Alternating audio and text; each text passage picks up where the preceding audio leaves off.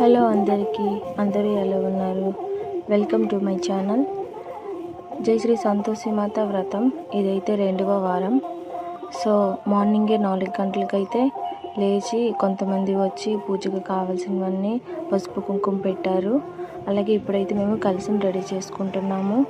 దానిపైన అయితే కలశం పెట్టి తమలపాకు, గాజులు, పసుపు, అలాగే పసుపు కుంకుమ వేసి తాడ ముళ్ళు పెట్టాం కదా మొన్నటి వారం.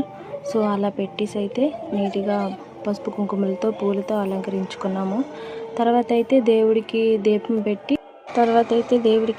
పెట్టి పూజ అయితే చేసుకున్నాము. ఇక్కడ ఏంటంటే 16 వారాలు పెడుతున్నాం కాబట్టి, సో అక్టోబర్ 31న పెట్టాం కాబట్టి తర్వాత ఫిబ్రవరి 15కి ఇలాగా కంప్లీట్ అవుతుంది పూజ. నిమజ్జనం అయితే అప్పుడు అవుతుంది.